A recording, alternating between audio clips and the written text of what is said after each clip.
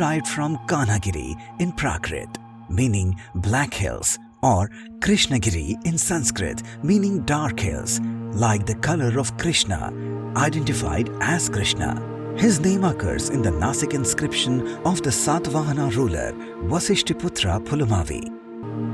It is generally believed that Buddhism first arrived in Aparanta, that is Western India, at Sopara, that is ancient Suparaka, which is very close to Kanheri. The caves are excavated in volcanic breccia hills, rising at the places to 650 feet above mean sea level. Having more than 120 caves in total spread over a half a kilometer in stretch, excavated on different terraces on either side of a rivulet. Kanheri is credited with the largest number of cave excavations in a single hill. It is a unique Buddhist monastic establishment which sheds light on different phases of development of cave architecture from 2nd century CE to 11th century CE, as also the various Buddhist sects which flourished during that time, like the Mahasanghikas, Chetikas, Aparselyas, Bhadrayaniyas, Dharmotariyas, Sadharmapundarika sects in Vajrayana Buddhism. The site reflects a beautiful blend of art and architecture of Theravadin or Hinayana and Mahayana sects of Buddhism, with enormous epigraphical data of their contemporary period. The caves, also known locally as lanis, are divided into chaityas and viharas. The Chaitya Griha is an apsidal pillared prayer hall with a votive stupa at the rear end and a pradakshina patha, that is circumambulation path, with a veranda. The viharas comprising the halls, veranda, court and cells for monks to reside. The earlier cells have beds or benches or asanapedikas, while the later caves are devoid of beds. There are also podhis or water cisterns outside the caves which depict earliest form of rainwater harvesting. Besides this, there are matapas or halls for praying and eating purpose. The most prominent among the excavations at Kanheri is the cave number 3, which is the Chaitya Griha excavated during the period of Yajna Satakarni, that is from 172 to 201 AD.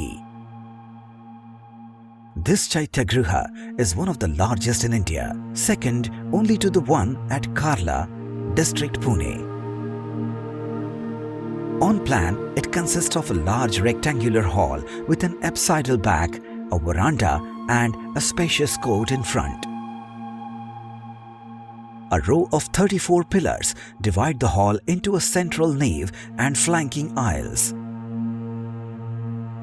The roof of the nave is barrel vaulted, while of the aisles are flat. The donor couples or the Dampatis carved on the entrance wall of the Chaitya Griha represents the social equity during the Satvahana period. Cave number 11 consists of a huge hall with a front veranda. The hall has shrine on its back wall and cells on two sides. The floor of the hall has two low stone benches resembling Cave 5 of Ellora. Buddha in Dharmachakra Pravardhana Mudra adorns the shrine. The cave has 4 inscriptions of different periods, one dated in Saka 775, that is CE 853 of the reign of Rashtrakuta king Amogavarsha and his feudatory, the Silahara prince Kapardin.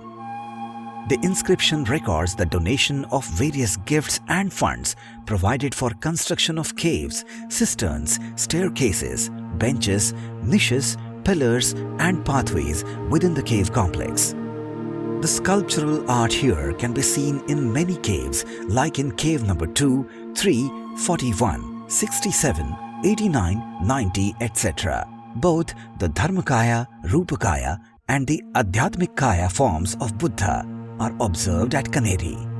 Buddha represented as a stupa depicting his Mahaparinirvana as a Bodhi tree or enlightenment are observed here, along with elegant and colossal standing Buddhas in the Ardhamandapa outside the Chaitya Griha, reflecting his Rupakaya, are seen carved on either side walls of the mandapa.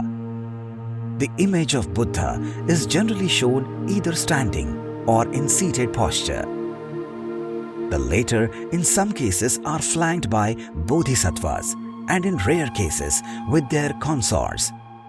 Avalokiteshvara is the other prominent figure apart from Buddha who finds importance here.